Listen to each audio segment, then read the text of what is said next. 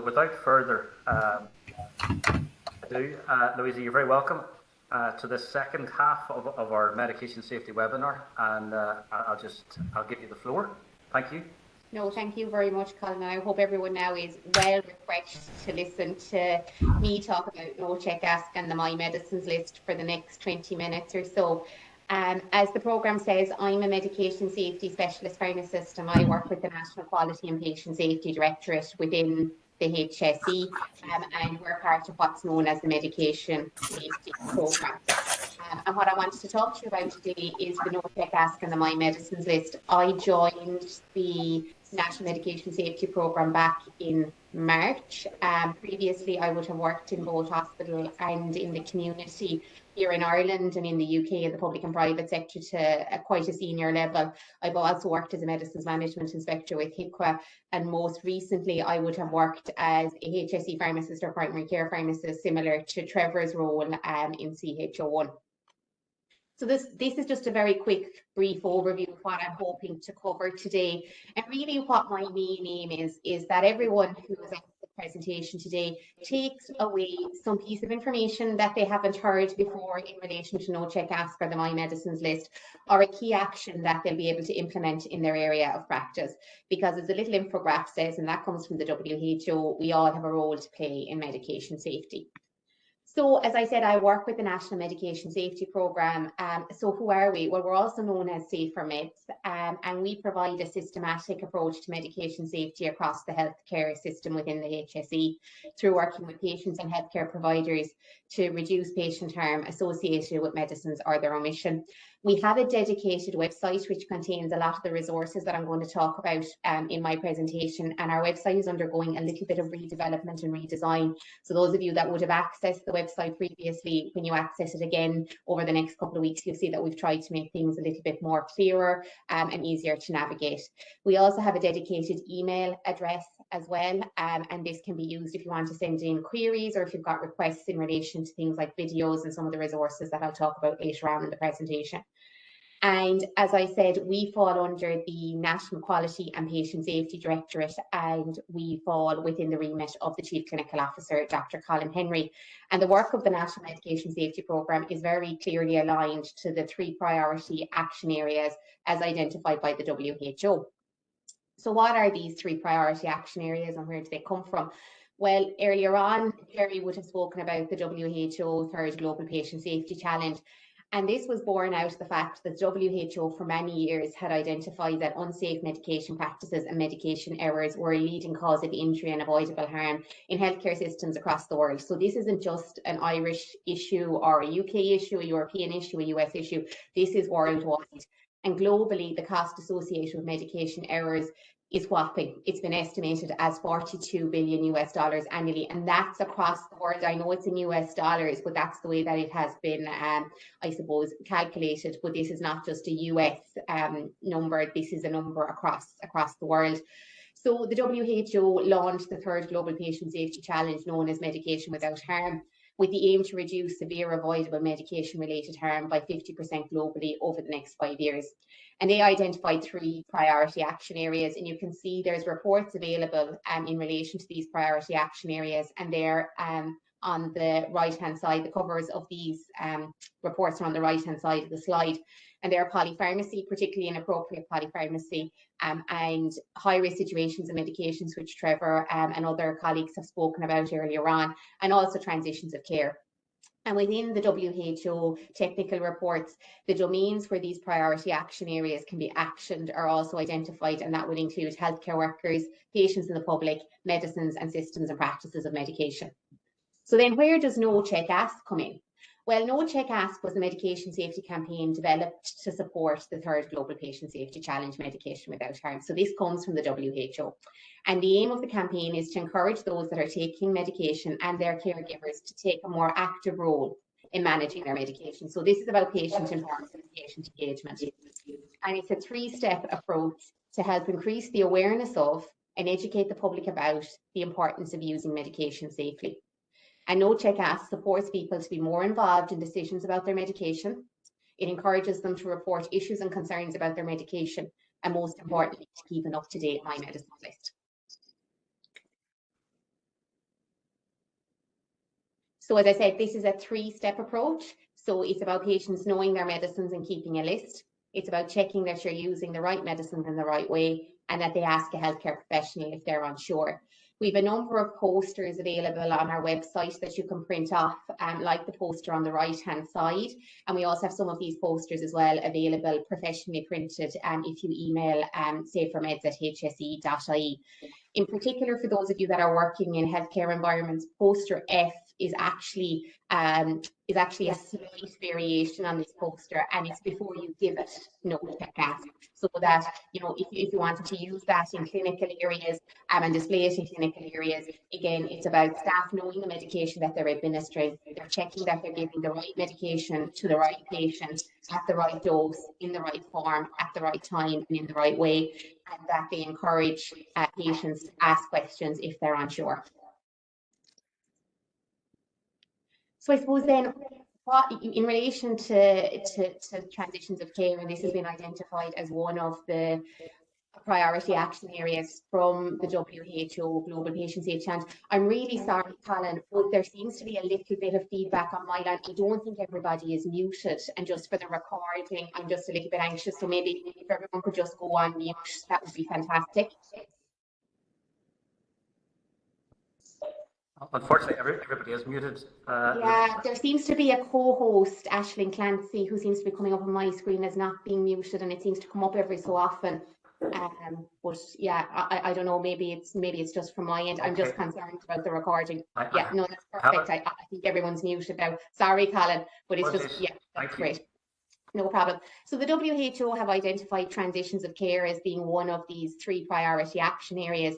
And we see transitions of care all the time in the Irish healthcare system. People are being admitted and discharged from hospital. People are being transitioned to maybe step-down facilities, rehabilitation facilities, short stay, going into residential care facilities for respite, and also within healthcare facilities as well, where people may be moving wards, they may be transitioning up and down between critical care and general ward areas, they may be moving from ED to general ward areas, and also many of our patients interact with consultants and outpatient departments as well.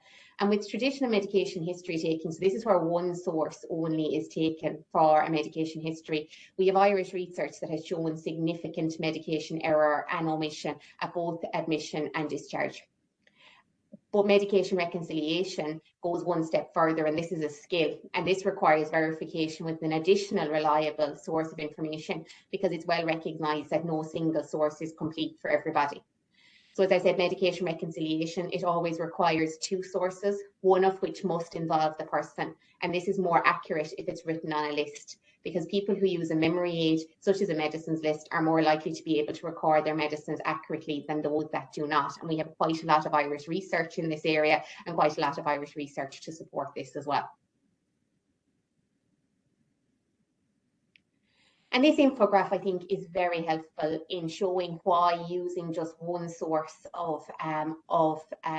one source for traditional medication history taking is not accurate. Because if we contact the prescriber, such as the GP, they will have information on what is prescribed for the person and no more. If you contact the pharmacy, you will be able, the person's community pharmacy, if they attend a regular community pharmacy, the pharmacy will have a dispensing record of the medicines that were dispensed to the patient. They might have a record of items that the patient might have requested not to be dispensed, so may have been on the prescription, but that the patient has requested for those medicines not to be dispensed. And again, if a patient, is a regular customer or regular patient of a community pharmacy, and you're speaking to regular staff, you may be able to get some information on the over-the-counter medication that the patient might purchase. But when you involve the patient, you'll be able to get information on the medicines that the patient is taking as prescribed. The patient may also be able to tell you that they take that medicine differently. They might take that medicine more frequently, less frequently. They may have stopped that medication, and that might be important to interrogate as well, because there may be a reason why the person has stopped taking this medication. Maybe they've suffered a side effect, maybe an adverse drug reaction. And also as well, the patient will be able to give you an awful lot more information in relation to the over-the-counter medicines that they're taking, that they mightn't have maybe purchased at a pharmacy. They might have purchased maybe some paracetamol off the counter at retail outlets, or they may be using complementary or alternative medicines. And again, we have some Irish research which shows that if a history is taken from a prescriber, it tends to be about 69% accurate, and it's about 77% accurate if you obtain the history from a community pharmacy. And then in order to support this, the HSE developed the My Medicines list. And this forms part of the HSE's No Check Ask campaign. And really, this is a list of all the key information about a person's medicines on one A4 sheet of paper, front and back. And everyone who takes regular medicines is encouraged to keep an up-to-date, self-compiled list of their current medication. And this is really important. This list is to be compiled by the patient, either by themselves or with the help of a family member or carer. But this is a self-compiled list, because really this is so important, that this is the patient's own list and that they are empowered to compile this list. And that then they are encouraged to take this list with them to all healthcare appointments. We have the template is available to be downloaded and printed from our website, and there's also larger quantities of professionally printed lists can be ordered from healthpromotion.ie. If you register with healthpromotion.ie as a healthcare professional, you're able to order in excess of 20 lists. There's a limit for unregistered accounts of 20 lists, but if you register, you can order in excess of 20 lists up to thousands of lists.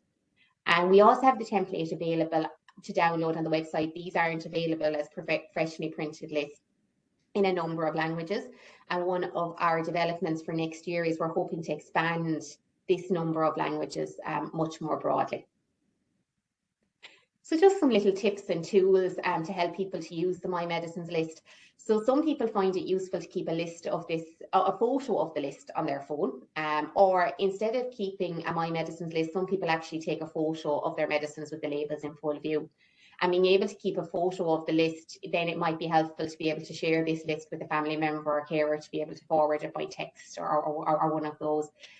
The patient should always be encouraged to bring the list with them when they're attending any healthcare appointment, because what has been found is as we use more and more IT systems, there's an assumption out there with patients and the public that they believe that these IT systems link, and we all know working in the health system that they don't. But you know, so it's important to promote that message that your healthcare team member may not have this information, and not to assume that they do have it. If there's changes to the medicines, again, it's important to encourage patients to ask their doctor, nurse or pharmacist to explain any changes to their medication, so that they're well informed in relation to that and well empowered in relation to those changes, and also that they keep the list up to date by reflecting those changes as well. And I'm often asked, are there any, is there any research that supports the use of patient health lists to promote patient safety? This comes from the UK. It's an Imperial Healthcare Trust in London, and this was published in the BMJ Quality and Safety in 2020. And this identified both barriers and triggers and facilitators to people using patient health lists. And one of the key barriers was patients and carers actually being unaware of the purpose or the value of keeping a list. And also, as I said, there's this assumption out there that different healthcare IT systems will communicate with each other. And there was also people who reported that they carried the list, but they did not use them in consultations. And this was further explored by the researchers. And I think this is important learning for us all as healthcare professionals. So a number of these patients had gone to the trouble of compiling a list, and they carried it with them into healthcare appointments. But when they offered them to the healthcare professional in a consultation, the list was disregarded. And as a result of this negative experience, the patients did continue to carry the list, continue to keep it up to date, but were reluctant to use those lists in consultations. I suppose there were also triggers and facilitators identified in this research. So main facilitators to patients carrying a list were people who identified a gap in their medication safety. So they understood the purpose of carrying a list. So they realised that their regimen was particularly complex, or they were concerned about emergencies. Or very important, I think, for us as healthcare professionals is patients who were encouraged to do so by family, friends, or healthcare professionals. And another question that I'm often asked as well is there any Irish research to support this? And this actually comes from research that was published very recently, again in the BMJ Quality and Safety. And this was research that we actually commissioned. And I really like the title of this. It says, everyone should know what they're on. And it was a mixed method approach to the evaluation of the No Check Ask and the My Medicines list amongst healthcare professionals and patients and caregivers.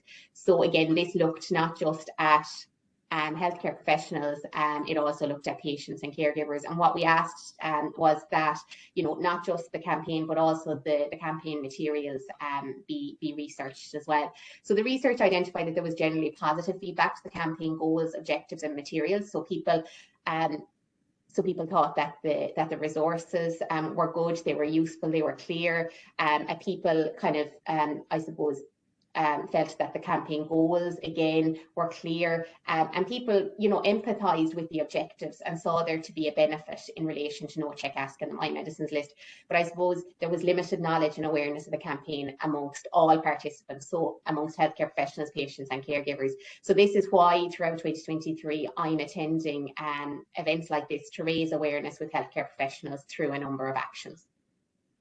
What I next want to talk to you about is the Medication Without Harm e-learning. So last year, World Patient Safety Day was focused on medication safety and medication without harm. And as a result of this, the HSE partnered with the Irish Institute of Pharmacy to develop medication without harm online training. And this training is available through HSE Land and also the IIOP platforms. And it's training that takes about an hour and 40 minutes, and it brings you through 3 patient journeys, and where No Check Ask and the My Medicines list may be able to benefit these particular patients and to make their journey safer.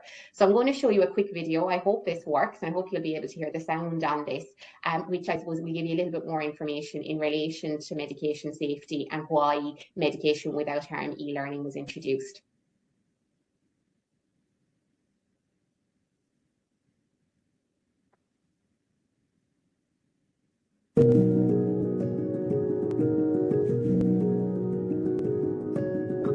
I feel I'm on so many medicines. If you shook me, I might rattle. It gets confusing to try and remember what each one is for.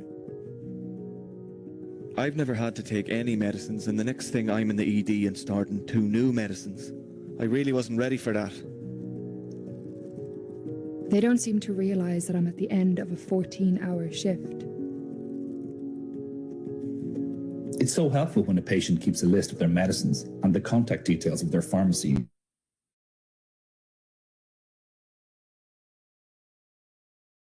Hello, Louise. I'm not sure what happened there. Yeah, Medicines increase quality of life. Medicines can cause serious harm. Medication errors happen. I think, Colin, what happened was I didn't change the screen. Do we have time to show it, or will I just go on and the link will be in the slides?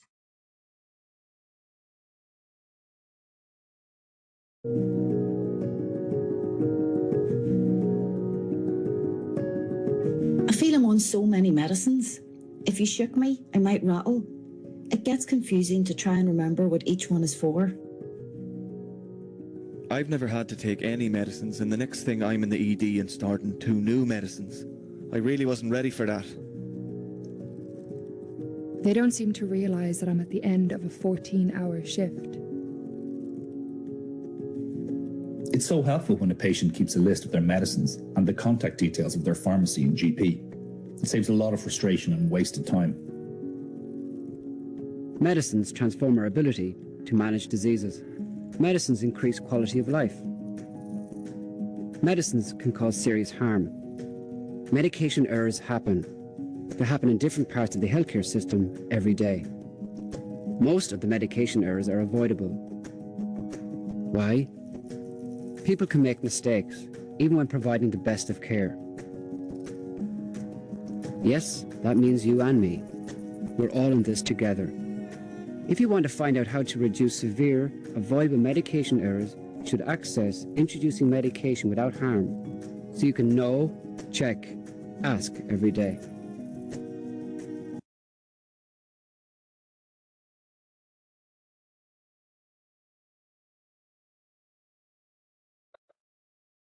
Sorry about that. I think I think he ended up being able to see that. And what I would encourage very strongly is that anyone who is involved in medicines management or medication safety does undertake that training, and it's particularly useful as well, I think, for students, particularly student nurses, in relation to medication safety as well. So I know I'm running out of time, so I just want to go through some suggested actions that have been implemented already in other parts of the HSE and the wider healthcare system that you might be able to implement in your own area of practice. So a number of areas, both in the hospital and the community now, enclose a blank My Medicines list when they're sending out appointment letters, because people are often required to bring in a list of their medications for appointments. So by enclosing the My Medicines list leaflet, this allows patients to have a template to complete. Residents in long-term care facilities, particularly those that are short stay and respite, have been empowered in a number of areas to compile and maintain their own My Medicines list using the HSE template. Many areas now include a blank My Medicines list in both admission and discharge packs. We see all around the healthcare system copies of the My Medicines list, posters and videos. We have videos available in MP4 formats if you've got e-screens that they can be displayed in waiting rooms and public areas.